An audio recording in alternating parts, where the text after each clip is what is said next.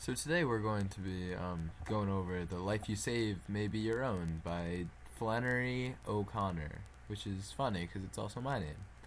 So anyway, the story starts off with a old lady sitting on the porch with her daughter, and you can tell I drew this all myself, and it is some quality art. But yeah, the elderly woman is sitting quietly on the porch at sunset with her daughter, and her daughter's deaf, and she's wearing a blue dress. That doesn't really matter to the story, but here we go. And so yeah, they're sitting on the porch, and then this guy with one arm comes over, and is just like, "Hey, I can fix stuff." And so he decides to go around. He spends about a week just like fixing stuff for a while, and then he keeps like dropping hints that he has like a crush on the daughter, which is pretty weird.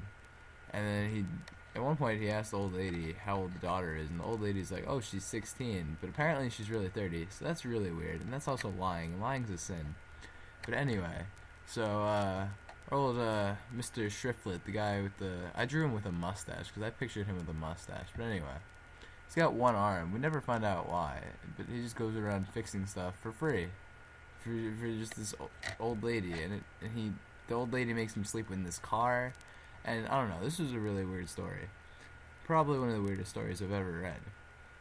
And so then he teaches the deaf girl the word bird, which is like a recurring symbol in the author's different fictions and stuff. And then I guess the old lady says that that's like a good sign of trust or something, that I guess she trusts them. She's just like, "Oh, you should marry my daughter." And then he's like, "I don't want to marry your daughter because I'm poor," and that has everything to do with marriage, apparently. And so he doesn't marry the daughter, and he continues to work on the farm thing, or wherever they are, plantation. Yeah, that's what it is. For like another week, and she's like, "I'll pay you to marry my daughter," which in itself is weird, but I guess they did that back in the day. You could just like sell people. I mean, I'd sell my daughter, but that's not the point of the story. Anyway, and so he fixes up this car, and then he takes the daughter out, and they like leave, and he's just like, "Wait, I need money to take her to a hotel and stuff and show her a good time," which is weird. This is ugh. Anyway, and so the old lady gives him all of her life savings, and then he takes it and he leaves. And then also note that as the story goes on, my art just gets worse and worse. It's just, I apologize truly and sincerely. And then they go to this diner, and so they're sitting at this diner.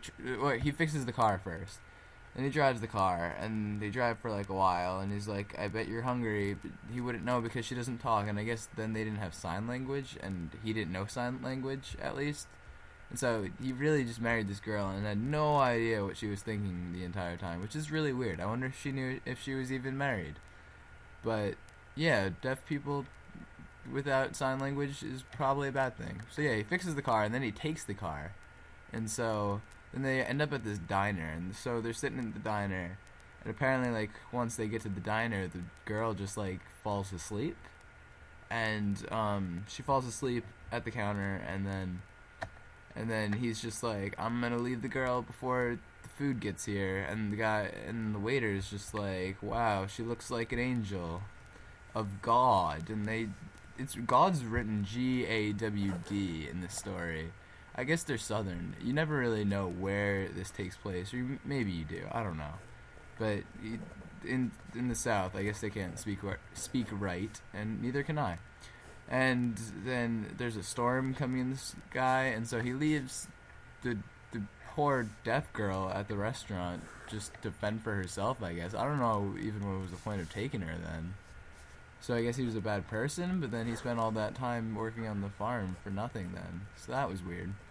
And so then then he just tells the waiter, he's just like, hey waiter, she's a hitchhiker, and then here's money for her meal before it came, and give it to her when she wakes up, and then he just leaves. And yeah, next he goes into this car. He goes back into the car and he drives, and then he picks up an actual hitchhiker, and it's this like little boy. I guess that was the thing. I don't know when this takes place, but it was probably a while back when it was okay to pick up little boys when you're a hitchhiker.